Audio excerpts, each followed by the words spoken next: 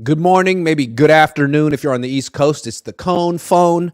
I'm the Cohn man, Grant Cohn, here to talk to you about the 49ers. The first week of free agency is over. They've done most of what they're going to do. I'd love to know what you guys think of their roster reconfiguration. Javon Kinlaw replaced by Javon Hargrave. Jimmy Ward replaced by Isaiah Oliver. Samson Ebukam replaced by Cleveland Farrell. What do you think? Josh Johnson replaced by Sam Darnold. What do you think? A lot of holes on this team that are going to be replaced by either guys who didn't play last year or guys who were in the draft this year. What do you think? How's this team? Is this team still a contender, or is it actually the best team in the league now? I want you to call in. There's a link in the chat box. There's a link in the description. I got 3 people already waiting to talk. So let's get right into it. BX Niner for life. For life. What's up? What's up, Grant? How you doing? I'm doing good. I kind of like the free agency signings, and at the same time, I don't think they address the major issues on their signings. Yeah. Granted, we did lose some key players on our defensive line, but at the same time, they didn't address the main line, which is our offense. Well, it's funny to me, like the Niners are kind of in denial about that because from their perspective, the offense didn't get a chance in that NFC Championship game. But what did happen was the defensive line got blown off the ball. So that's what they addressed. But they're still in denial about that offense. I have a theory on why they keep bolstering up their defense. Why? Because they know Kyle Shanahan knows his offense is limited. He has a great run game. He doesn't have a great pass game when you think about it because he gets his guys open, but he doesn't have the right person to get the ball to him. I have a different theory. Kyle is so confident, you could say arrogant, that he thinks talent is overrated on the offense. He can scheme around deficiencies at the right side of the offensive line. He can scheme around an average quarterback. That's what he thinks, but he can't scheme around a below average D-line. If he has it. See, but there we go again with him scheming to play versus playing against, preparing a game plan to the team you're playing against, the defense you're going for. He wants to scheme up his offense to be guys open and be mediocre at any position on the offensive side and have his defense do the job for him. The other thing that's interesting, too, is in this game, so Tyler Kroft got beat for the first one that got pretty hurt. The other guy who got beat was Spencer Burford. That's when Josh Johnson got hurt. You know who beat him? Hargrave. Yeah. So it's like the Niners are like, okay, as long as we get Hargrave on our team, we'll be fine. It's like, man, I don't know, dude. Thing, though. Yeah. You can boast up your defensive line. The reason why I say that theory is that way is because look at the 2019. Our defensive line was just blowing everything up the first 8 games. Our offense wasn't doing too good until they got Sanders. Right. So that's true. That's why I'm saying they're so focused on defense because they want to be known as a defensive team. They do. Shanahan is an offensive coach, but yet you're boasting up your defense so high, right? And they're the ones that are winning you your games because your offense is putting up mediocre numbers when it comes to scoring. Let me tell you something. I keep comparing him to Tony Dungy because Kyle to me is a defensive coach. I don't care that he's an offensive coordinator. He builds his team through his defense, and he can't find a quarterback, just like Tony Dungy in Tampa Bay. He built a good team, but he couldn't find a quarterback. And the thing with Dungy is like he needed to go somewhere and inherit a Hall of Fame quarterback. That was Mike Shanahan, too. He needed to inherit Steve Young. He needed to inherit John Elway. Kyle needed to inherit Matt Ryan. He's always going to bungle the quarterback position, man. He's already proven so many quarterbacks that he cannot scout, nor can he develop a quarterback. Because every quarterback he's had that's come in as a rookie has been injured. Even as a rookie. Let me give you the full list of quarterbacks that Mike Shanahan and Kyle Shanahan have acquired. Not inherited, acquired. This goes back to Mike, Bill Musgrave, Jeff Lewis, Bubby Brister, Brian Greasy, Chris Miller, Gus Farrat, Jarius Jackson, Steve Berline, Jake Plummer, Danny Cannell, Bradley Van Pelt, Jake Cutler, Patrick Ramsey, Donovan McNabb, Rex Grossman, John Beck, Robert Griffin III, Kirk Cousins, Brian Hoyer, CJ Beathard, Jimmy Garoppolo, Nick Mullins, Trey Lance, Josh Rosen, Nate Sudfeld, Brock Purdy, Josh Johnson, Sam Darnold. That's the full list of quarterbacks that Shanahan's have acquired. Now, if you They're think not looking. that They're not looking list, for transcendent talents, man. They're not. They're looking for No. steady Eddies who fit their system.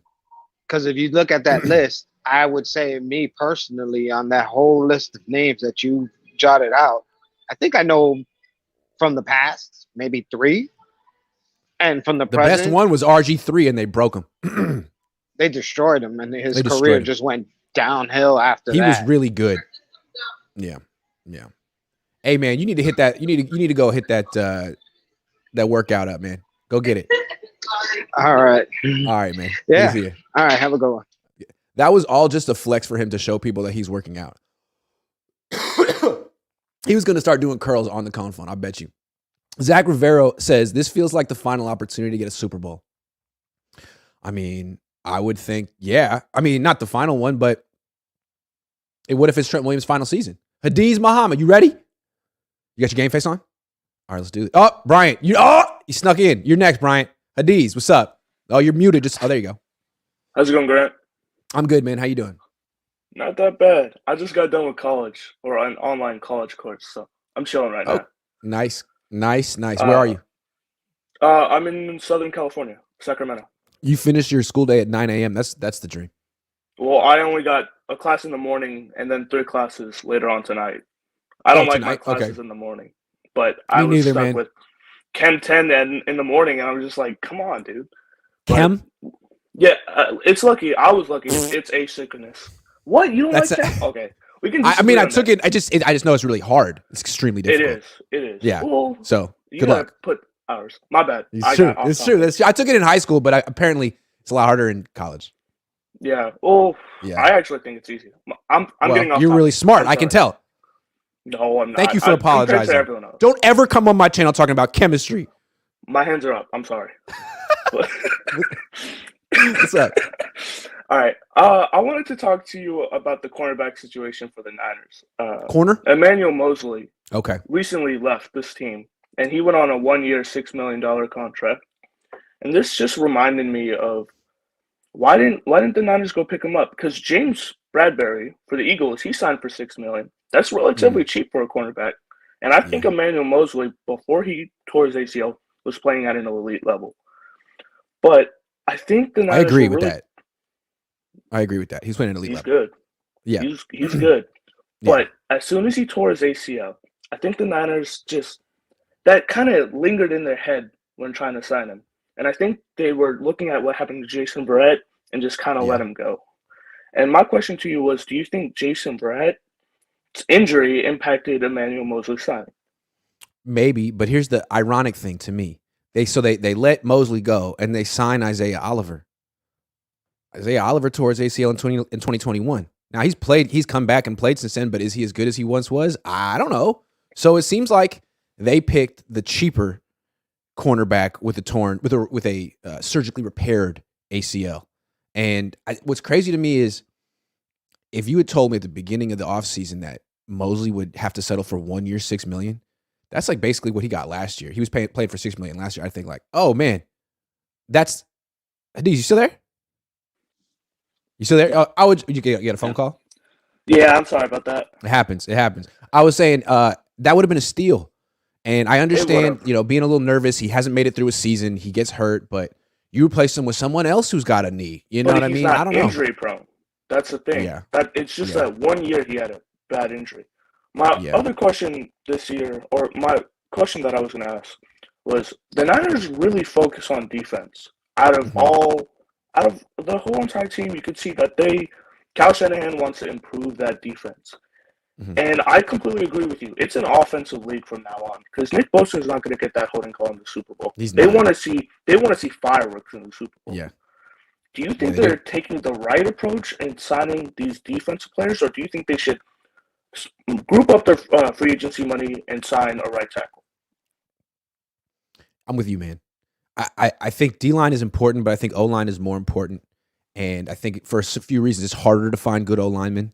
They have to be 3-down players. D-linemen don't have to be 3-down players. You could always get by with the first, second down run stuffer and the third down pass rusher. You can do stuff like, you can't do that on the offensive line. Feels like you can find good offensive linemen all over the place. Doesn't seem that hard. But, so, I mean, who's going to be the right tackle this year? It seems like an unanswerable Cohn question. McKivitz looks like that guy. He's recently signed for a 2-year contract, but I do not want to start him. I would sign a rookie just in case, or I would look for a rookie. Yeah, I mean, I'm looking at the Eagles. They don't have any Colton McKivitzes on their offensive line. Neither do the Chiefs. Seems like you got to be stronger in the trenches. And the Niners are insane. But I mean, I feel like Kyle and his dad have been like this forever, man. They've always had really light, small offensive line, and I think, I mean, the Eagles. So they lost Javon Hargrave. The Niners have him. They're replacing him with Jordan Davis. I don't know how good he is, but he was a first round. He's 360 pounds. He's a big guy. Who's gonna block him? Yeah, who's gonna block him? The Niners. I don't know, man. They just. The Eagles have this huge offensive line. The Niners have this really small, dainty offensive line, especially on the right side. All right. I got one question before we leave. I hope you don't mind me asking you. The Niners, this draft, have 11 picks. 7 of those picks are compensatory picks. And it's just insane to me that they're getting so much. They got 4 guaranteed next year. Yeah, 7 out of 11. They got 3 in the 3 round 3 picks. 1 round 5 pick, 1 round 6, 2 round 7, and they're going to do it again next year. Oh, they got. What's funny to me? Someone wrote this to me. Was like the quest for 6 isn't really about the 6th Lombardi Trophy. It's about the 6th compensatory pick. They're trying to get that quest for 6 compensatory picks, and they do it. So they got 7. They know how to do it. Like what you do is you make that one big splash signing, and then everything else has to be pretty much like vet minimum. Because anything more will cancel out compensatory picks. So the big Hargrave one, right tackle will be nice. But they're not going to do it because they want the compensatory pick from losing Mike McGlinchey next year. Right? I mean, it's like, but I thought you're all in to win the Super Bowl now. Like, yeah, sort of, kind of, I guess. Look, at least they made what Emmanuel Acho said that the Niners made their biggest weakness on their defense, their strength. That is true. Emmanuel Acho is the same guy that says Trent Williams wasn't tipping plays. So I don't know. That is true. I just feel like I can't say a team starting Colton McKivitz is going to win the Super Bowl, but they could get there maybe. They can try to work around them. To go back to my question, with the 7 compensatory, I can't say the word now. Compensatory. There you go, Grant. Look at you, man. With the 7 picks that they got, do you think they'll trade up for a veteran right tackle? Yeah, I kind of calling their bluff here on this McKivitz thing. Like, they did it last year with Brendel. They told us all offseason, we like him. Man, I don't believe him with McKivitz. I just don't. Like, Brendel, you go back and look at his combine performance, like, he really is an athlete that needed an opportunity. McKivitz ran like a 5.4. He's not an athlete. He has no physical traits that I don't see it. I think it's unfair to look at speed. You got to look at how he plays in game. With offensive linemen, it's hard to look at them in the scouting program. Well, yeah. But I mean, athleticism does matter. I'm just saying. And this guy is like a 5th round pick with like low level athleticism for the position. He might turn out to be a gritty player, but you'd rather have him as like a backup. I don't know. Well, I appreciate you taking my call. I know. To answer your question, I feel like the Niners are in the market for a right tackle, but they don't want people to know. And I think it would cost over $15 million. They would have to go under the cap to get one. They could trade Brandon Ayuk for a 1st round pick, but the danger of doing that is kind of like trading Buckner. If you trade Ayuk, you get good value. You'll get a 1st round pick. That's fine. But then you can't take BPA. You can't take best player available, right? You're locked into, I traded it up for a specific player. And that's exactly how they ended up with McGlinchey in the first place. I mean, they didn't, but like they let Trent Brown go and they're like, we need a right tackle here. So they passed on Derwin James, Minkah Fitzpatrick, like a bunch of all pros just because they had to get a right tackle. But as long as Colton McKivitz doesn't get a quarterback injured by making a dumb mistake, then, can we try to get by that? I feel like the Niners have shown that they can get by. I mean, like they've had Mike McGlinchey as their starting right tackle for 5 years. He's terrible. So they've worked. They can work around a subpar right tackle, But can you win a Super Bowl with a subpar right tackle? I don't know. Like when they were in the Super Bowl against the Chiefs, that right side of that offensive line folded real quick. The middle, too. The middle. Chris Jones was eating up the middle. It just folded. So is that going to happen again? We'll see. They should have ran the ball. In the Super Bowl, third quarter, stop running the ball. I don't get it, but that's just me. I'm sorry my call's taking so long. No, it's all right. It's a good one, man. I appreciate you. Congratulations on finishing your chemistry so quickly today. Oh, dude, I got 2 more years. Good luck, man. Thanks, Chris. All right, man. Bryant Culp, thanks for waiting. How you doing, man? Nice hat. If you didn't know his name, it's Bryant Culp. Right there. That's right. Hey, man, how you doing? Happy St. Patrick's Day. Happy St. Patrick's Day. I see you got that green. Right. Yeah. It's been a little while, and there's been a lot of news, and I think I have like just 3 questions for you, if you don't mind. Yeah. Sam Darnold, your thoughts, and did you know he sees ghost? I know he said that, right? I think it's actually a pretty good signing. I mean, the Eagles went and got Marcus Mariota. That's the one I wanted. Yeah. And I think it's a great signing for them. But frankly, the Eagles have a different scheme. They're committed to the quarterback run game, and the Niners dabbled in it and then got scared and walked away from it. So for what they want to do on offense, the Brock Purdy offense, I think Sam Darnold can execute the Brock Purdy offense. Yeah. And, you start comparing him to guys they could draft. He's 25 years old. So is Hendon Hooker. So are some of these guys who are projected as 2nd and 3rd round picks that the Niners can't even take. So, he's gotten beaten down. He's lost confidence. He's developed some bad habits.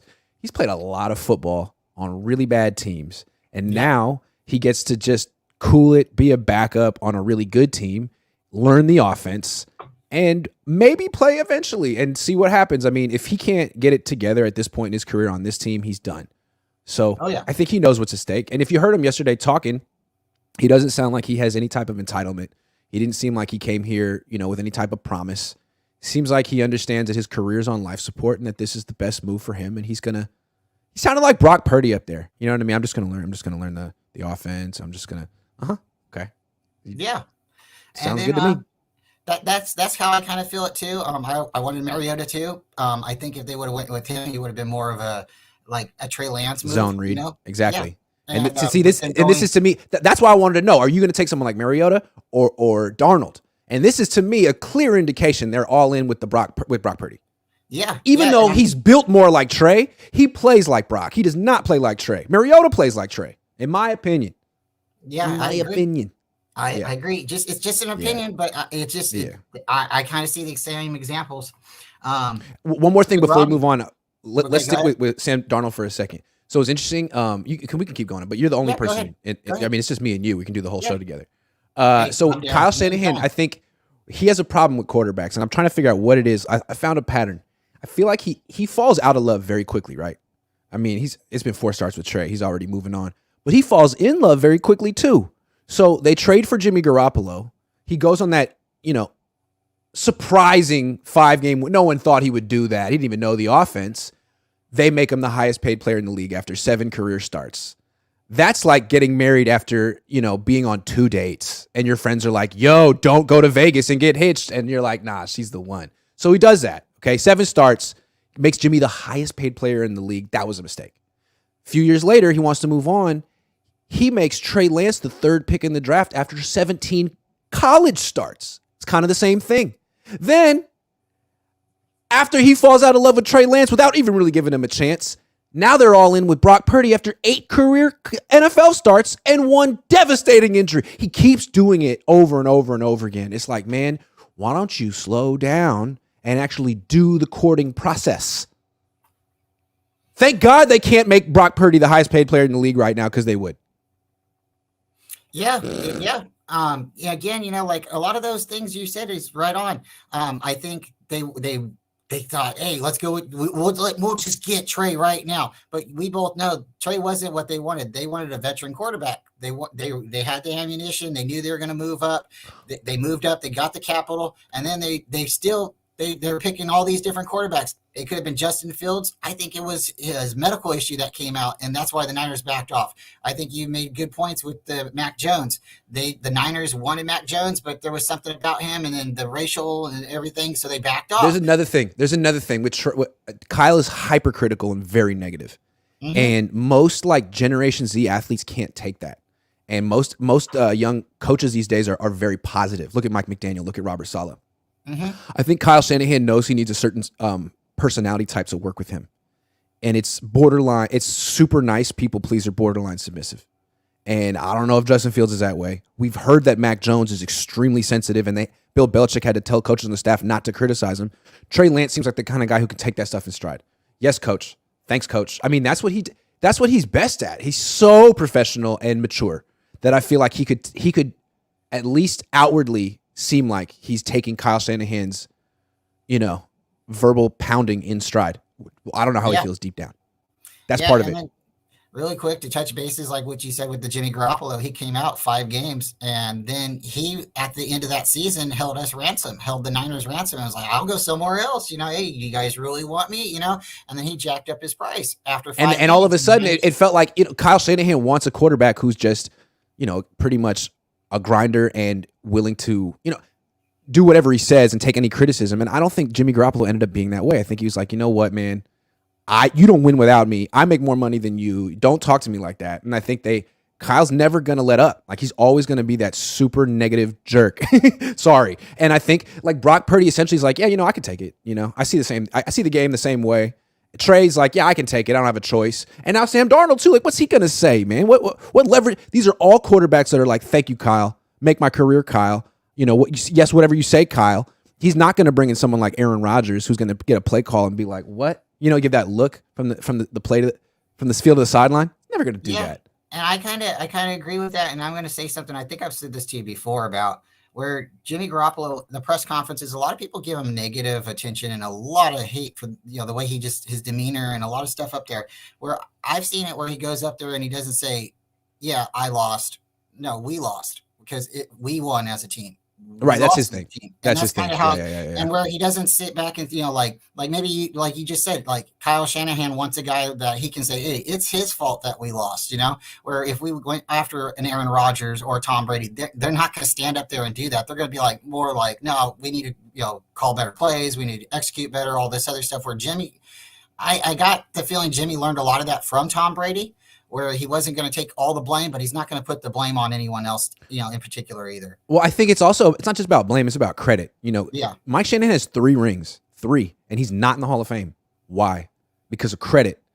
Steve Young gets the credit 94. Elway and Terrell Davis get the credit 97, 98. And if you look at the list of quarterbacks the Shanahans have acquired since then, it's all guys that never knocked their name off the marquee. For a Shanahan team, it's always Mike Shanahan featuring Jay Cutler, featuring Jake Plummer, featuring Kirk Cousins. It's always that. And it's like, for a second, it almost seemed like Trey Lance featuring Kyle Shanahan. They're right back to Kyle Shanahan featuring Little Brock Purdy, Mr. Irrelevant. Isn't it a great story? Wow, Kyle Shanahan's the greatest. Look what he did. That's how they feel. Because Kyle's trying to figure out how to get in the Hall of Fame. He's a little bit like, to me, he's a little bit like Aaron Rodgers in that way. He's thinking about Coach of the Year, Hall of Fame, personal accolades. And that kind of lines up with team goals too, but not always. No. Anyway. And I got to say, I think, until this team really does go all in and really does solidify themselves with the quarterback, you can say it's Trey Lance, you can say, a veteran quarterback, but until they say, this is our quarterback, this team, the window's getting smaller and smaller.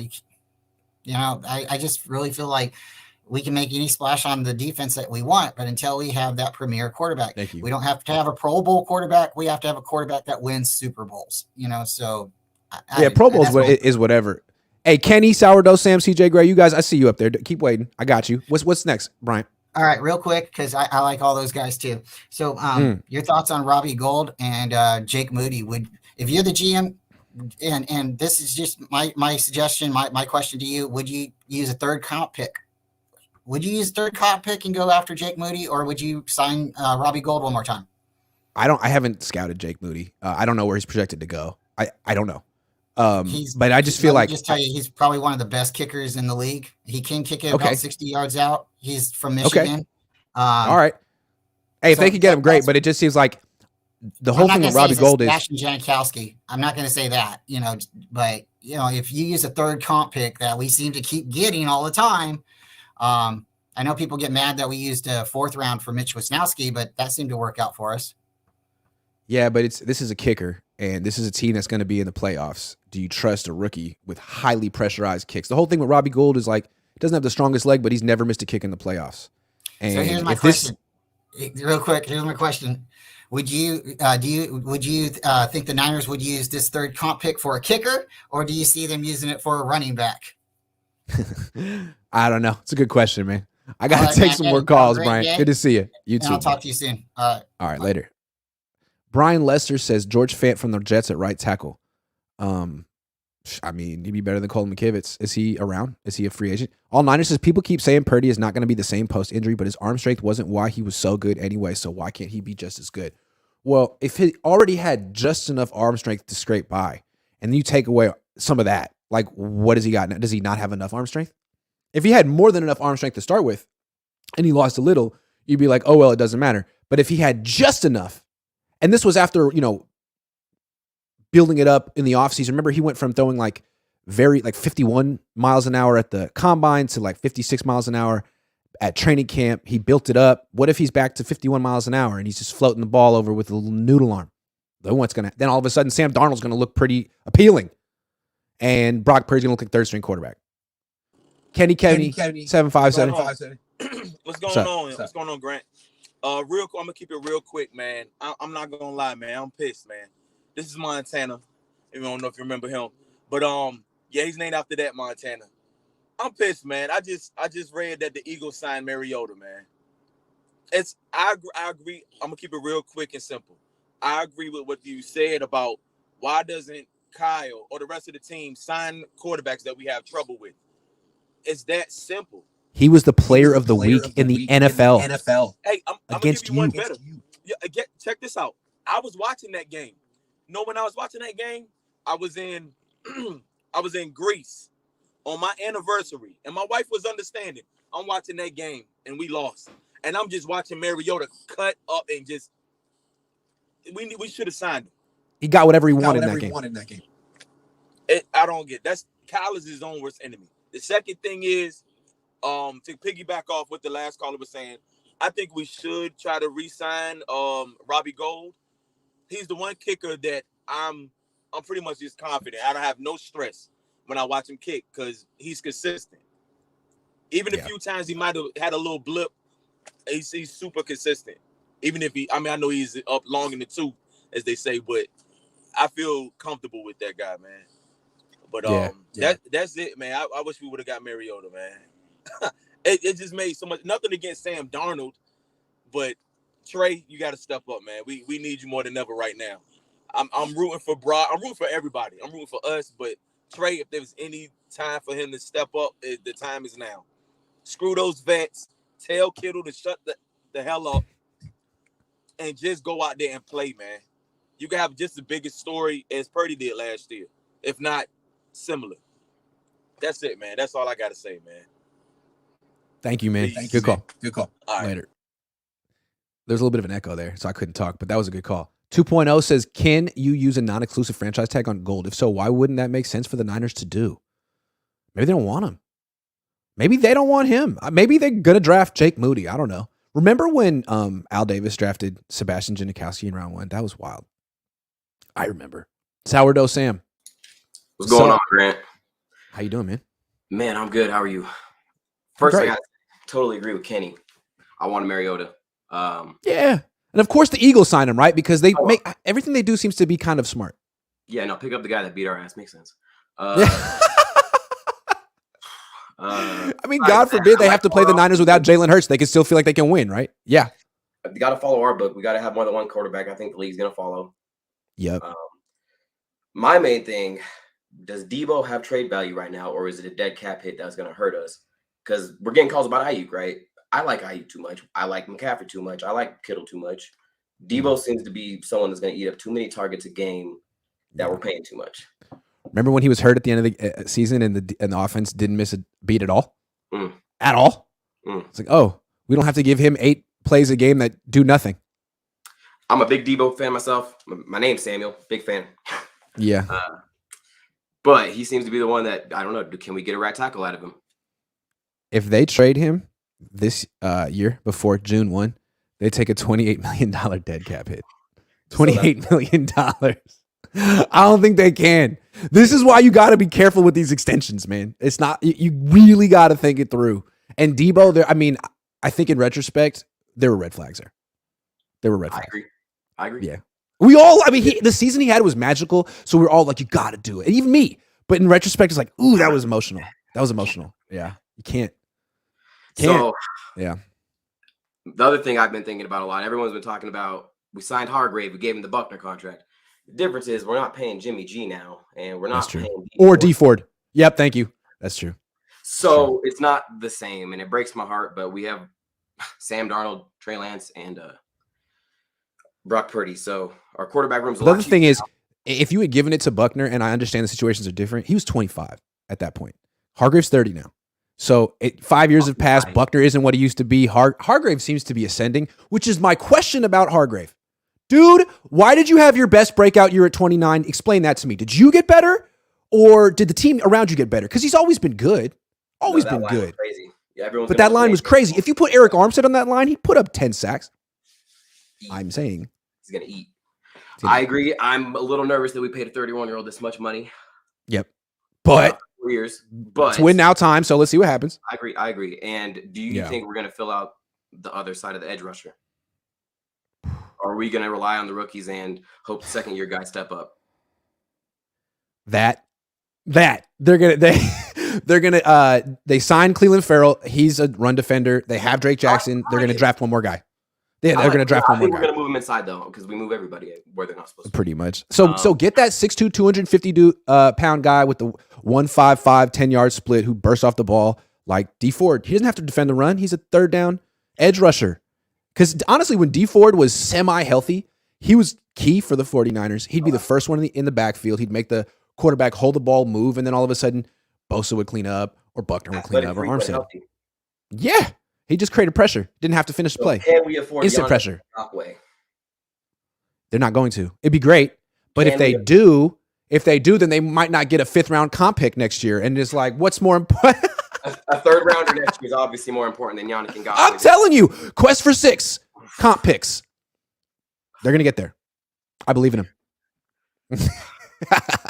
I'm sorry. I feel like I make all my audience members just super cynical. But at the same time, the Niners do it because it's the Niners.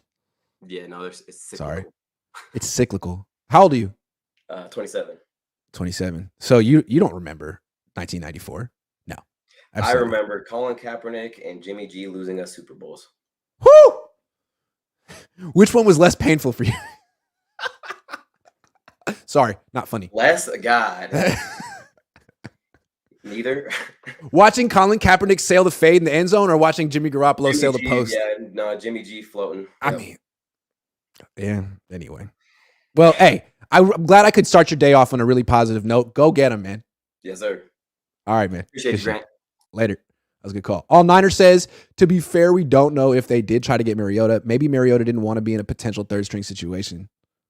I mean, you could argue that he got about the same money as Darnold, no? And you could argue that Darnold has a clearer path to playing time than Mariota. Am I wrong? I mean, Mariota's a backup to like an MVP candidate. And Sam Darnold is a backup to a guy with 4 career starts that we all like. Tyler Correstly says, Grant, I have a serious question for this team. Who is the most to blame for Trey's lack of development? Kyle, Brian Greasy, John Lynch? Ooh, I'd have to say Kyle. Brian Greasy wasn't even here the first year. And the head coach, his plan. The 2-quarterback plan. Remember that? When he first got here, they were doing a 2-quarterback system. Remember that? Jimmy Garoppolo and Trey Lance actually had like a talk with Drew Brees so he could explain to them what it's like to share time with a quarterback, because he did it with Taysom Hill. Remember that?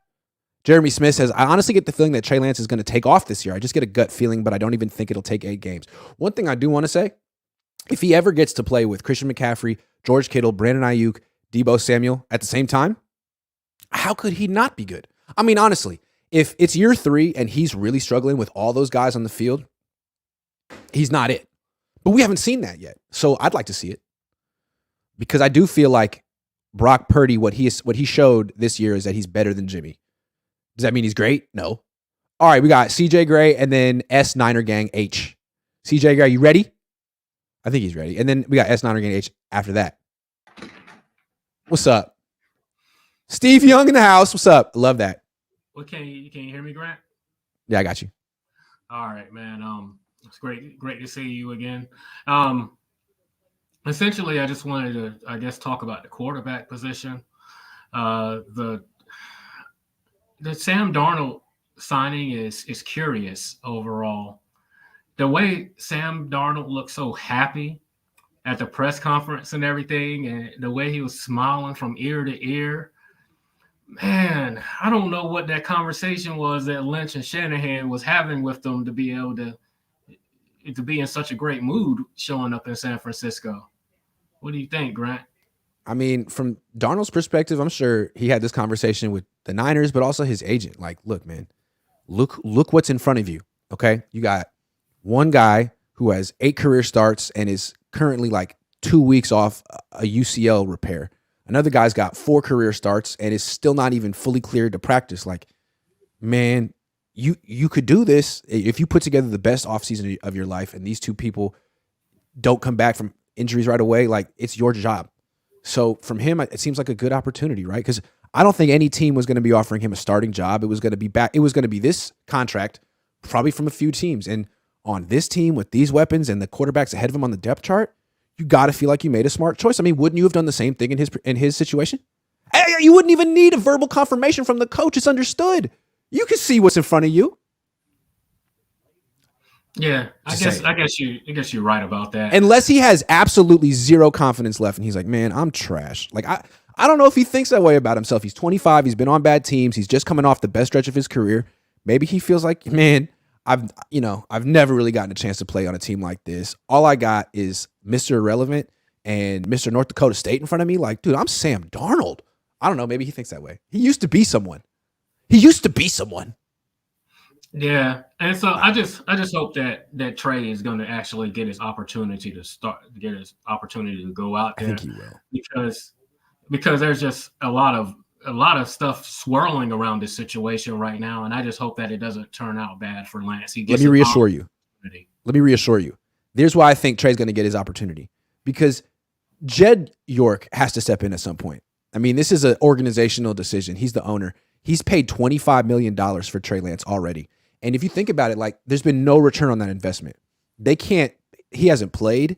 They haven't even been able to market him. Like, they can't sell his jersey. They can't sell bobbleheads. Like, he's persona non grata on this team.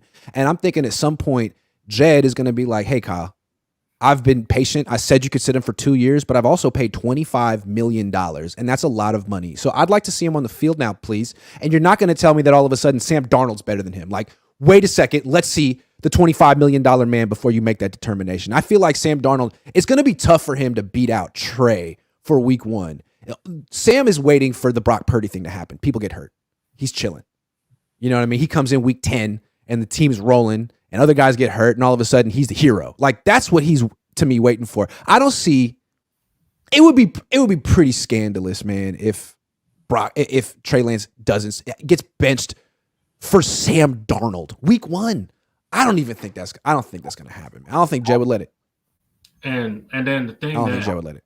And I like the fact that we got Brian Greasy back, because he seems to have been real good for Brock Purdy and Jimmy.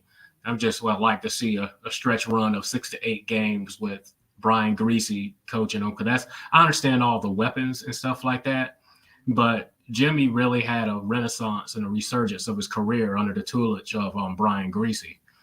And so also with the addition of Christian McCaffrey, that made Jimmy look a lot better. Let's see I'd love to see what Trey Lance looks like with Christian McCaffrey, not just with a check down option, but the zone read. I'd like to see what McCaffrey looks like with Lance, because to me, McCaffrey was underwhelming as a running back last year. And not because he's not good, but because he was in this I formation and it was all eyes on him. Now in a zone read where you have to look at Trey Lance too, he had his best years in Carolina with Cam Newton. I think he could be way better next year as a running back, average more than 5 yards a carry with Trey.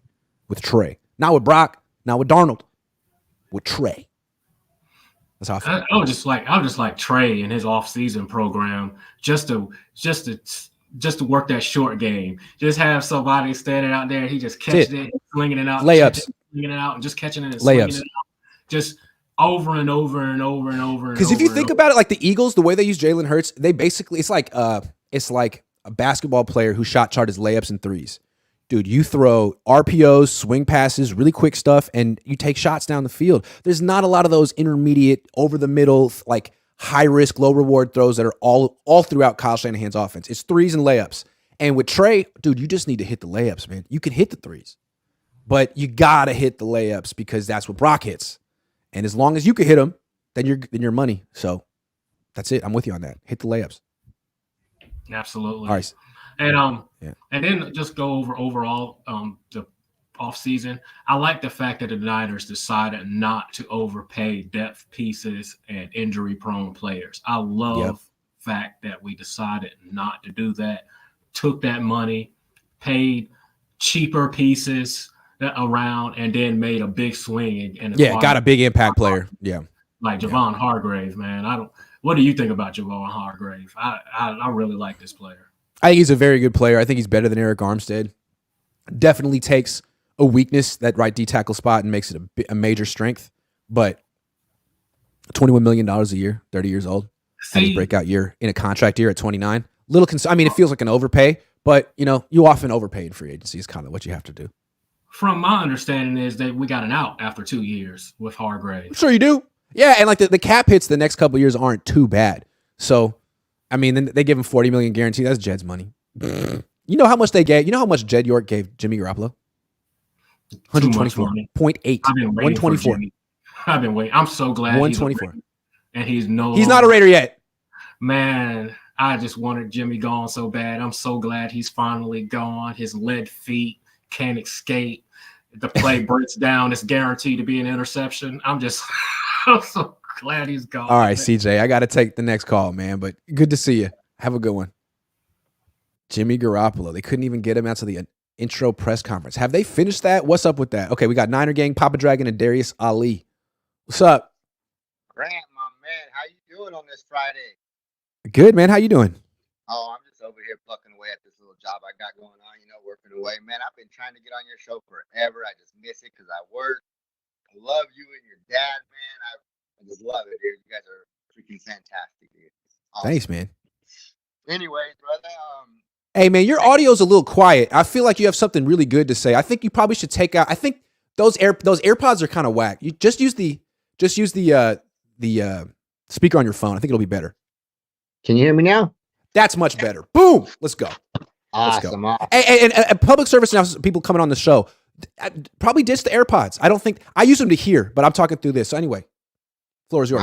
Floor is yours. There you go. Yeah. I figure out how to do that out, man. Okay. Man, hey, I agree with the whole Trey Lance thing, Sam Darnold, all that weird stuff going on.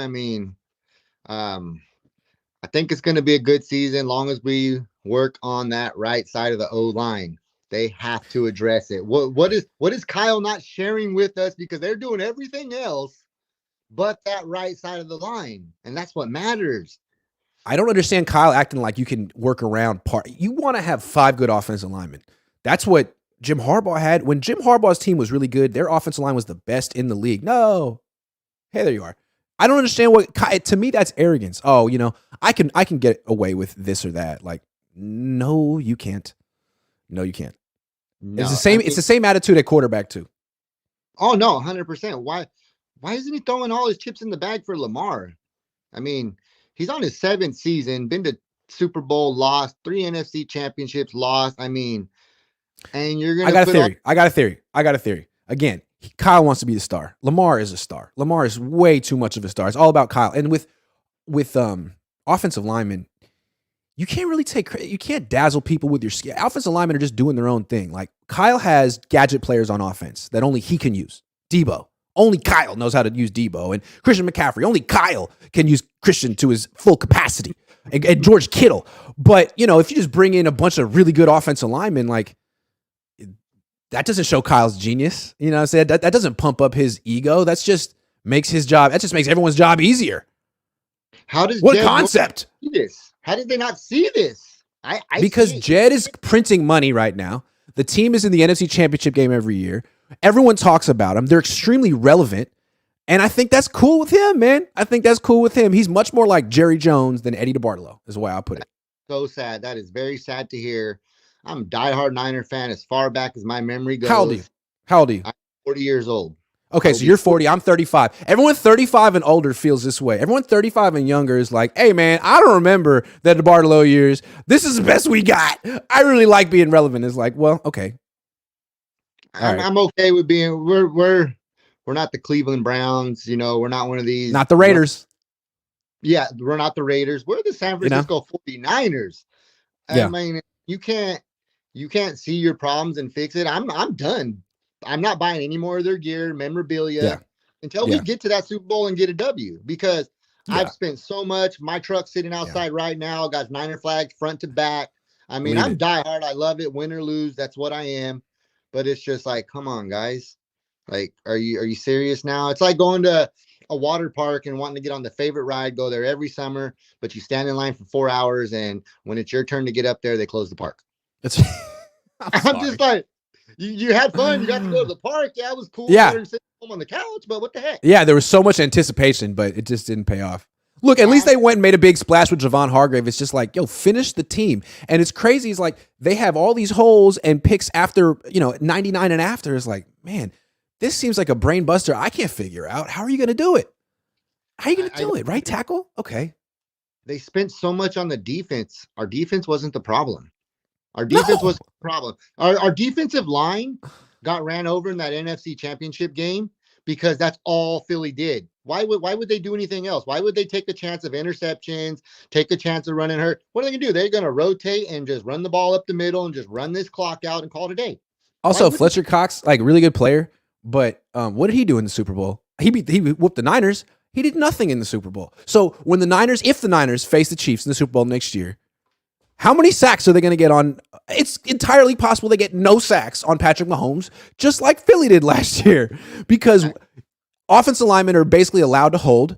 Patrick Mahomes is great, and so is their offensive line in Kansas City. Yeah. What's that? So is the offensive line in Kansas City. That offensive line. Yeah. Really I mean, good. Yeah. I wasn't really mad about losing that NFC Championship or anything else, because I looked at it like this. Now, had Philly gone to the Super Bowl and had they'd won that Super Bowl, I might have been a little bit bitter about it, because maybe we would have had a chance. But I don't believe we were going to go into that Super Bowl with the way we were set up and beat Kansas City. Philly couldn't do it. Philly, it was funny Philly too. had a complete team, because Brock Purdy's good. He did good. Okay, don't get me wrong, but he's not a Jalen Hurts, and that's just facts. And they didn't really have any success. I mean, they played a good game. It was a good bowl. I give them that. But at the end of the day, I mean, they man for man, Niners to Philly, quarterback. Well, in the Niners' head with Brock Purdy, they were going to score 35 in the NFC Championship and win, and they were going to score 40 in the Super Bowl and win. So in their mind, their offense is elite. Like, they got the greatest show on grass. They're wrong, but they think they have the greatest show on grass, and they just have to finish it off with the defense. It's too bad that they can't honestly look at themselves in the mirror. And what they are is a really good contending team, and they think they're the best team in the league. And they say stuff like, well, technically we don't have any hardware, but we've been the most consistent team in the league the last few years, other than the Chiefs. It's like, no one cares. Yeah. There's no ring for that. No one cares. The only people that care is, just like you said a few minutes ago, is Jed York, because he's printing money left and right, and it's coming from everywhere, every which side. But I mean, it's nice for me. Like, I do a daily YouTube channel talking about the Niners, and if they're relevant, I get more views than if they're not, of course. But I mean, that's not. How much more relevant would we be if we get a ring? Like, what don't they see? It would be nice. Because think connected? about it too. Like, there's all these diehard fans in their 40s and 50s all across the world because the Niners won Super Bowls a long time ago. Yep. Just because you grew up, like, you have people calling 25, like I grew up watching Colin Kaepernick, like, Yeah, that's different. You know, you grew up watching a good team that had a moment and then lost it. You know, and that's kind of what this team is flirting with. A good team had a moment, but the moment's going away. I mean, they just lost 22% of their starting roster, and Trent Williams is like on the year-to-year plan. Also, you never know when George Kittle's going to go do WWE. You don't know. At least you got Nick Bosa and Fred Warner. That's good. We have more injury-prone players on our team than the majority of the rest of the teams in the league. And it's because of the style of football we play, I believe. You know, we play that smash mouth, ground and pound. But I mean, like how he used Christian McCaffrey. I mean, every time Christian touched that ball, you know, week 16, 17, second half of the game, I mean, I just cringe, sit there and just cringe because what are you doing? Why are you running this kid? I mean, he's a gadget player, so to speak. You know what I mean? If you really want to get down, he's more of a wide out, if you ask me, slot receiver. And you look at like Kyle Shanahan, like, hey man, how come your teams are consistently among the most injured in the league every single year? Well, he takes a scat back who's like 200 pounds and gives him 27 touches a game. Like, oh man, what's gonna happen? And everyone's like, hey man, you ought to be careful with Christian McCaffrey. And he's like, no. And so it worked out for half a season. What's gonna happen this year? I mean, he's never had a guy on this team be the leading rusher more than once. His dad did the same thing to Terrell Davis. Yep. I mean, he just destroyed him in 4 years. That was it. The whole career. Terrell to me is just a legit knockoff of his father when it comes to his. And coaching. I really don't think they think of players as players, man. They're not teachers at heart. They're play designers at heart. And I think they look at players as guys in a Madden game. And when they get hurt, it's like, well, that's football or that's Madden. It's like, nah, man, that's your scheme. Every single year. So you should feel bad. You're hurting careers. He thinks he's making careers. Next man up. That'll tell you right then and there. I can honestly say there's one other coach in the league that I think heard use that terminology. I can't say who it is off the top of my head because I can't quite remember. But I don't think I've ever heard any other coaches use that analogy. You know, this is football. Next man up. You know, like Mike McDaniel says it. Mike McDaniel says it, and he was here. And watch D'Amico and the Houston Texans. I'm betting that team's going to have a ton of injuries. They got the same system. They could do that same play action system, which asks backup running backs and tight ends to block premier edge rushers. Whoever that quarterback is going to get hurt. Man, good call. I got to take some more. Good to see you, man. Grant, love you, buddy. Have a great day. You too, man. Take care. Let me get through some of these super chats real quick. Jeremy Smith says, I honestly get the feeling that Trey Lance is going to take off this year. Just a gut feeling, but I don't even think it'll take 8 games. Did I get you already? I like that you have a gut feeling. Zach Rivero says, if Lance starts at quarterback, how many L's before BP starts? What if BP isn't healthy? What if it's Sam Darnold? That's a good question. That being said, I think it's kind of unfair to pull the plug on Trey Lance after like a loss or two because Jimmy Garoppolo was a notorious slow starter and Kyle Shanahan was always like, you know, I'm not gonna act rashly. You know, I'm gonna stick with my guy, and it worked out because the whole offense starts slowly and then catches a rhythm. I don't know what I'm talking about. What's happening with your buddy Jimmy G with LVR? I don't know. I got to call him. See what's up. You tell me, Mike. Jimmy, what's going on? Okay, here we go. Who's next? Papa Dragon. Hey, what's up, man? How you doing, buddy? How you doing? Good, man. How you doing? I'm hanging out with COVID for 3 straight. Ooh, it's going around. It sucks, man. It sucks, dude. Hey, have you had it before? Nope. Hey, that cough is weird. It's like an alien cough, man. It's like nothing you've ever felt.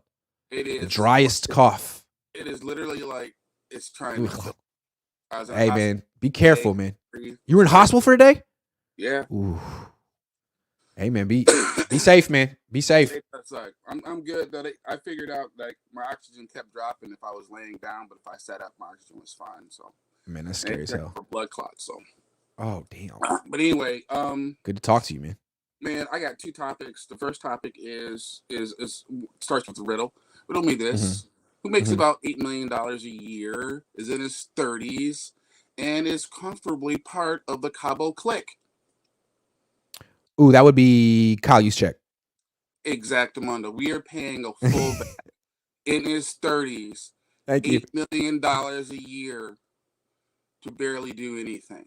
To barely do it. I'm not saying he's not good, but I made this point during the season. Like, they don't use him. What they do is they put him in motion, and he just wears out grass. He'll make some blocks, sure, but you're not paid. He's not making $8 million worth of blocks on this team. They're not even that great of a running team. Like what is the deal here? And then No. That goes into the situation where I know 26 touches last season. 26. 26. And 26 touches. The nerve to sit here and say, you know what? If Jimmy Ward was in Cabo, would he be re-signed right now? Hey, what if Jimmy Ward had never gone on my channel and done my interview, would he be on the team right now? If Jimmy Ward didn't go and say on his Instagram live, I like Grant because he says it how it is. I can't say it. I'm on the team, but he can say it. Would he still be on the team? I don't know. Seemed like he kind of went independent after getting that last contract. And when you do that, they kind of don't invite you back on the team. That's what I noticed. If I was a player, I would want to play for the 49ers too because I have a say in personnel decisions if I can become part of the Cabo clique. Real quick, let's get this accurate. Kyle Juszczyk's cap number, he's 32 this year. His cap number is $6.5 million. Next year, it'll be $7.5 million. This is for like 1.5 touches per game, maybe. Maybe. Yeah. And I'm sure he's over Kyle Shanahan's house right now having an omelet. Yeah, because just to make sure he doesn't get cut. Yeah. Yep.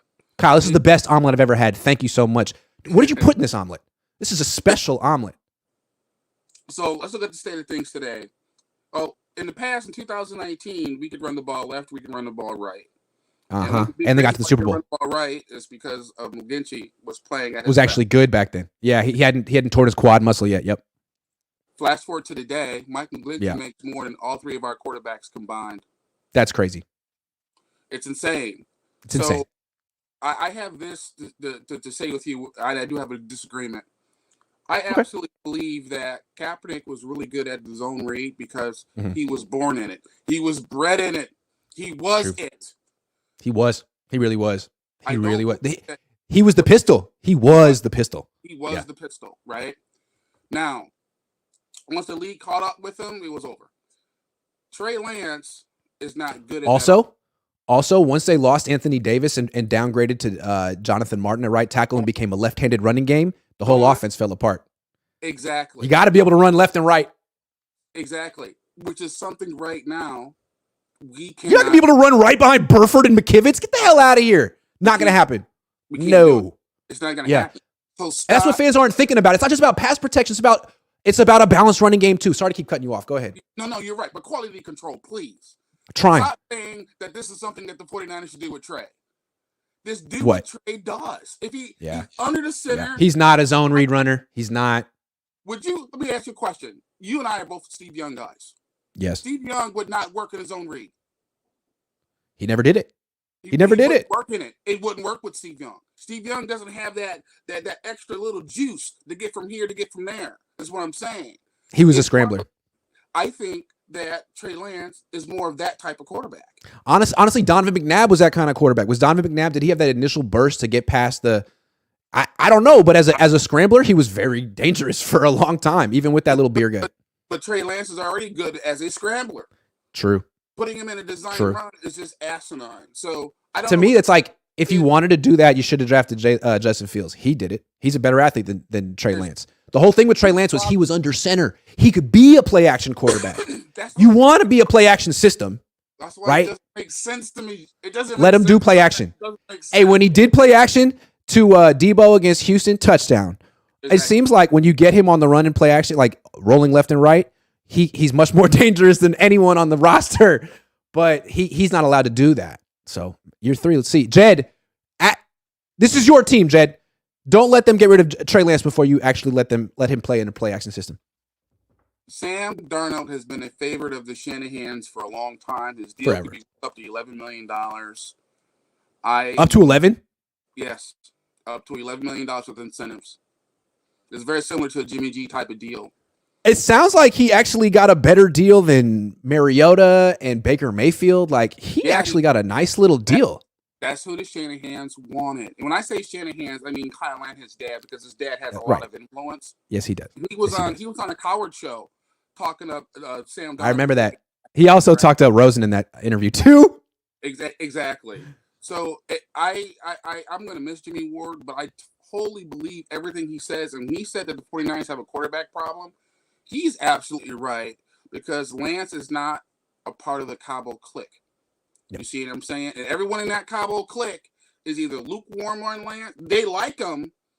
They just don't have the patience to wait for him.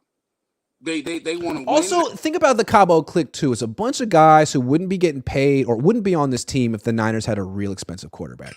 $8 million a year for a fullback, $17 million a year for a tight end. These are tight end's a deal. Luxuries that you can only have with the rookie quarterback. You know what I'm saying? I think it's in their interest to like always be against the quarterback. Like, he's a pledge. I don't know. It's hard to say. It really is, because they had Jimmy, and Jimmy was getting paid for a while. Yeah, but Jimmy got paid before any of them. Jimmy got paid first. Yeah, I'm saying Jimmy got paid. Jimmy was older than them. Else was paid, but Jimmy got paid all first. I'm saying is that they have a culture issue where they got like kind of a high class little clique at the very top, and I think it's a problem. They still have a quarterback problem, no matter how you look at it, because I don't care what nobody says. You know, we don't even know what Purdy is right now. Is he at his ceiling? He probably has a higher floor. But the reality is the team is so stacked around him that I am 100% confident that if Purdy had to go to some other team, he'd suck. Now, let's put, if Trey Lance can be as competent as Purdy was, and Purdy wasn't exactly that competent. I predicted that Purdy would get hurt because he's small and because he bails on the pocket too soon. Doesn't step up because he can't. Okay. And I was right on that. I predicted that Trey Lance would get hurt because they kept running him between the tackles. And our right tackle supremely sucked. You know who steps up in the pocket on play action? Trey Lance. You know who else? Who? Yeah, I know. So to me, it's just the writings on the wall is for Shannon and say, oh well, you know, Trey was a bust, but we got another third round pick in Sam Darnold, and he's just fantastic. It's just and then he'll start 8 games. He'll start 8 games. He'll win a couple playoff games. The Niners will call him the franchise quarterback. They'll give him a 6-year contract with like $300 million guaranteed, and they'll say we got our guy, and they'll make Sam Darnold bobbleheads, and we'll just repeat the Jimmy Garoppolo thing all over again. It's been 7 years, and his quarterback thing is not figured out yet. And even Kittle, it never will be. Even Kittle realized never will be. He was in an interview. This is the con game the Shanahans do. They never figure it out. They always say they're going to get it next year. If you just give us one more year, we'll figure out the quarterback situation. No, you won't. You never will. You never will. But if the Niners fired Kyle and he could go somewhere else where he could just magically inherit a really great quarterback, it might work. That's what worked for Mike. But if you put him on a team and say, pick the quarterback yourself, they'll never get the quarterback. No, they are not. They might get him and ruin him, like with RG3 and Trey. They might get him and ruin him, but they're never going to make it work. No, unfortunately. No, that's their MO, and I think it's the same situation here. I just hope that that Trey, it's in everyone's best interest that Trey works out, and I just hope that he stands up for himself and he stops being nice and he just balls out. And that if they call a stupid run between the tackles, the best predictor of behavior is past behavior. And when I saw him trying to run through players like he was at North Dakota State, I was like, this kid's going to get hurt because he's not playing NFL quarterback football. You cannot run over people. You just can't do it. No. You just be too nicked up. So, yeah, I'm real concerned about the quarterback position. I give the 49ers offseason so far a D+, and that's mostly because the players coming in have not been better than the players they've lost. To me, it's that simple. I see a bunch of D's and D- and pluses. I give them an A for the defensive tackle, but how much of an A is it if you're correcting a mistake you made, a big public mistake that you're still paying, $5 million for this year? Because I should have just been Buckner all along. Right. And I feel bad for Kinlaw, but you know what? Kinlaw, it wasn't your fault. You were not put into a position to succeed. You just weren't. No, he's put in a position to fail. The same way. Yeah. Pop, I got to go. Thank you very much. Great stuff. All right, take care. Jordan Daniels, trade for Jonah Williams. Jonah Williams, let me tell you what Jonah Williams isn't good. He is kind of like Mike McGlinchey. Now, they passed more on Cincinnati, but he just got replaced. And he gave up 11 sacks last year, 10 sacks the year before that, and 7 the year before that. So I would say probably not on Jonah Williams. He was the 11th pick in the draft, went to Alabama, not a great athlete, kind of gets abused in the NFL. Maybe he'd better on the right side, or maybe he's a guard. Tyler says, Grant, I have another question. Why is the patient level so low for Trey, and what is the fear of starting him? Also, you do a fantastic job. I just feel like this is Kyle's pattern. He falls in love quick. He falls out of love quick. He made Jimmy Garoppolo the highest paid player in the league after 7 starts, and then he tore his ACL. Then he came back in 2019, had that 5-pick practice, and Mike Silver reported that the Niners feel that Nick Mullins runs the offense better than Jimmy Garoppolo. Go back and look that up. That was a legit report. Kyle Shanahan fell out of love with Jimmy Garoppolo like 3 games after he gave him the extension. 3 games and 1 ACL tear after and 1 bad training camp. That's Kyle. So you traded up for Trey Lance after 1 season in college, 2 seasons, 1 injury. He's like, you know what? I don't like you anymore. That's totally his pattern. He does this all the time. And he's enabled by, the owners and his dad. Gold-blooded says, with Brock on the mend and Sam as insurance, should we make a pot on Lance's carries up the middle? Put me down for 18 plus. I don't get it. You can get 18 plus. Scott Fuzzy says, you guys are so right. Always next year, Rams went out and got a ring. Kyle is too scared to swing big for a quarterback like they did and seal the deal. Yeah, like if they just went out and got a top 10 quarterback, you'd say, man, with these weapons, this defense, and this coach, Super Bowl favorites. But he won't do it. Jose Ledesma, friend of the show. Hey, Grant, how are you, man? Good. How are you? I'm good. I'm just on my lunch break right now, even though it's early in the morning. It's an early lunch break. That's all right.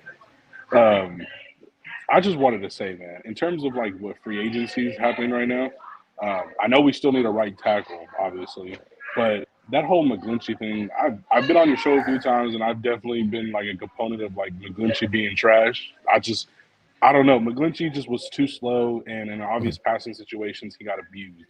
Like, that's just what it is. So in terms of free agents, though, there's really no one out there on the market right now at right tackle. I mean, Caleb McGarry got re-signed to Atlanta on a 3-year deal. So unless you're going to think about McGarry, like he's kind of McGlinchey-esque in pass protection. He's just exactly he's 100%. Just a much better run blocker than McGlinchey is at this point in his career. Yeah, 100%. Yeah. So there's really, unless you're going to go pick up somebody else's leftovers to be your right tackle, like Jonah Williams. Right? Yeah, like Jonah Williams. Yeah. And it's funny because Jonah Williams, me being in Sacramento, like I remember when Jonah Williams was big at Folsom High School. Yep. Yeah, so that's just crazy. The whole didn't he leave Folsom early to go to college? He stuff? did. Like he did. Yep. Yeah, he did. So yeah, he was a big name at the time, but it's just crazy that he's like trash with the Bengals. Yeah, but anyway. Well, go back and look at his draft, his combine results. I know athleticism isn't everything, but he was not a good athlete. I mean, he was. No, he wasn't. He definitely was in the 5. Yeah. I want to say 5'10s to 5'20s in his 40s. No, and like his 3-cone, his 20-yard shuttle, like he's not super fluid. Those ones, yeah. He's not super, and those are important for linemen. Yep. Hip movement. But yeah, unless you're gonna go pick up somebody off the street or somebody else's trash. I mean, Taylor Lewan would have been interesting, but he made it public that he does not want to play right tackle. So it's tricky, right? So what do you do? Like even McGlinchey, you started him as a rookie. He was a top 10 pick, and he was not a good rookie. Colton Miller was a 15th pick. He was like non-functional as a rookie. It's tough. It's hard. I remember Colton Miller too. I don't remember what high school he went to, but I remember Colton Miller too because when I was in high school, a friend of mine named Jeff, who was 2 years in front of me, he had went against Colton Miller in like at a lineman camp or whatever, and it was like 2 giants fighting each other. It was like the greatest thing. From Redwood City. Yeah, and he went to Roseville High School. Born in Redwood City, but went to Roseville High School. Wow. Yeah. Okay. So like my friend and him, back when my friend was healthy, because he had like a bad injury after that. But when those 2 were going at that lineman camp, that was like 2 giants fighting each other. Greatest thing. Interesting. Hilarious. When Colton Miller came out, you could see he's got left tackle feet and he's got the left tackle frame. Oh yeah. Just give him a year to get strong. He's very light on his feet. Yeah. Yeah. McGlinchey's not. No, he's not. He's that's why he got switched to right tackle out of Notre Dame. Right. Even at Notre Dame, you saw him as like just a heavy-footed, heavy-handed, run-blocking lineman. Right. And I feel like the Niners tried to make him lighter so he could be quicker, but all that led to was him getting thrown around. You know what I'm saying? That's the thing that really appalled me was watching it. It's just like you got like not just moved. Like you guys can get beat, but you're getting completely abused as a former first-round top 10 pick. Like that's crazy. Yeah. So, but I mean, if that's the case, though, if you're not going to go to free agency, which it doesn't look like we're going to get one in free agency right now, is who's it going to be in the draft? Is it that kid out of BYU, Freeland? Is it going to be, you know what I mean? Is he going to be there whoever else? 99 though? I mean, you could get a guy. There's also another tackle. I don't know his name, but he goes to Alabama or is coming out of Alabama. He was their starting right tackle this year. I know he's not really projected as a high pick. He's a third or fourth round type of projected type guy. I don't know his name though, but I mean, is it going to be one of those guys, or are you going to, you know what I mean? Are you going to pick up someone's leftovers with like a trade or something? I mean, I don't know. But right tackle definitely needs to be figured out because, I mean, it seems like right now they're content with the D-line. Seems like they're content with linebacker bringing back Fanagan Foles, however you say his last name. Secondary. I mean, at every single position where there's a question mark, you could be like, hey, man, this guy's got traits. Like Drake Jackson could be something good or, you know, don't write off Spencer Burford. But it's like right tackle, there's no upside there. It's like hopefully Colton McKivitz can be steady. Like, I mean, but that's the thing. That's what I'm saying about the draft because maybe you do what you did last year with Burford and Brunskill. Like you switch out McKivitz and whoever you draft in the third, fourth round to do that at right tackle. I mean, I wouldn't be a big fan of that at tackle instead of guard because guard, at least you get assistance from your center and your tackle. Right. But, you know, it's going to be interesting. I mean, another thing is, too, that I was kind of sad when I heard about Emmanuel Mosley going to Detroit. So it's like, well, what are you going to do with the other corner spot outside of Ward? Is it going to be Lenore? Is Ambry Thomas going to make a comeback? Are you going to draft another corner for like the fourth year in a row to see if they develop into something? You know, so seems like it's going to be Lenore and Oliver, and then maybe Womack working in two. But it seems like Ambry, like goodbye. Oh yeah, that's right, Oliver. That's right. I forgot we signed him. Oliver. Yeah, I mean, he's not great, but I think the Niners think you put a guy with some traits behind this front seven, they could do better. I don't know. See if he stays healthy towards ACL. And one thing I will say, Grant, is that one of your videos I saw. One thing I'm not a big fan of, but I wouldn't be shocked if it did happen, was the whole theory of Brandon Ayuk getting traded for a first-round pick. Like, and here's the thing, right? I know he's not a part of the clique that Kyle has in his group or whatever, but he's by far the best receiver we got. You know, Debo is a weapon, not a receiver. Right. And he's under contract now for 3 more years because you gave him that big deal last year after all the drama and whatnot. So he's not going anywhere unless he just completely does worse than he did last year. So the odd man out who has to get paid is going to have to be Brandon, right? So, I mean, I doubt they're going to pay Brandon too unless you're going to get rid of one of your other high-priced veterans like Debo or George and, you know what I mean, those type of guys, which I doubt Kyle's going to get rid of. So – and then my other one last thing I just want to say before I know you have to go, but who's going to be the RB2 of this team? Like we know Elijah Mitchell. I mean, I'm sorry, there is Elijah Mitchell, but who's going to be the change of pace guy outside of those Elijah Mitchell and Christian McCaffrey? Because I know Elijah got hurt for basically 90% of last year, and Jordan Mason in his stead was solid. He was a good running back, but you drafted Ty Davis Price. You know, so is he going to ever touch the field, at least in the red zone area, and be like our version of Zeke, you know, where he just gets the ball 3 yards in? I don't know. I mean, you have 2 injury-prone running backs, which is Mitchell and Christian McCaffrey. Hopefully Christian stays healthy because we're paying him a lot of money, but he's eventually going to get like an ankle or a foot injury or, you know, something lower body. So I don't know. I hope Ty Davis Price and Jordan Mason really get those type of touches that they deserve because I think Ty Davis Price, when he came out of LSU, was a solid, thicker, bigger back who I think if you put him in the red zone, he can really get in there. But Jordan Mason is just overall like the hardest runner we got right now. Yeah, those 2 guys are going to need to step up this year because you never know what you're going to get from Elijah Mitchell. Jose, good call, man. Go get some lunch. All right, man, peace. Peace. Take care. Later. Sachin, you're the last one. What's up?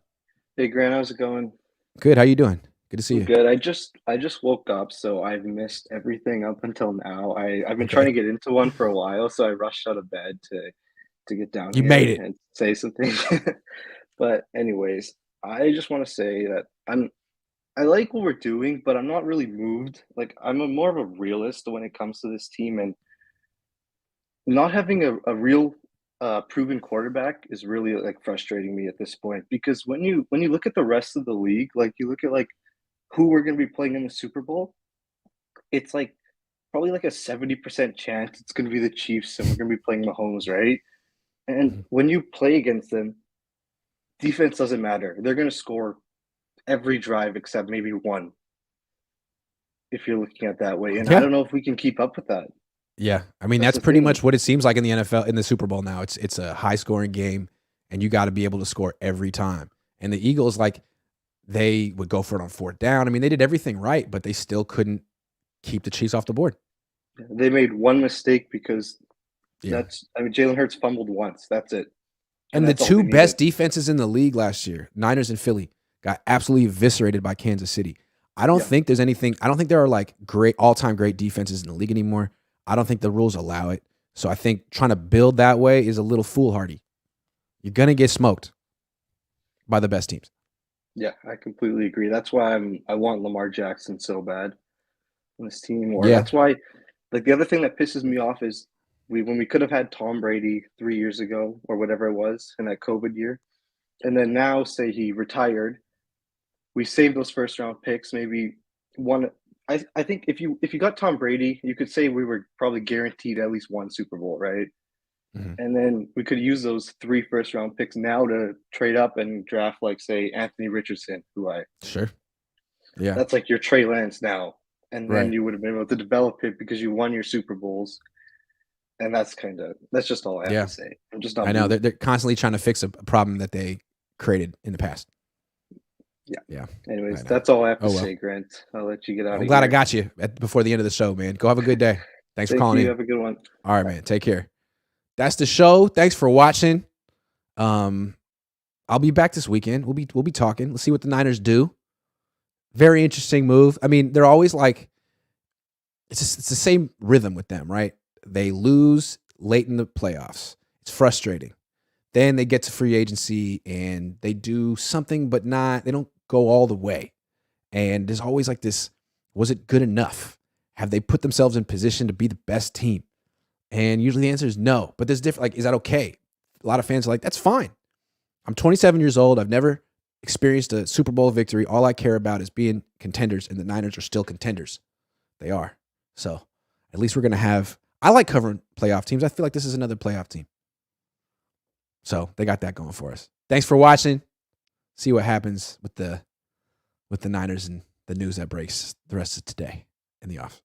Show's over.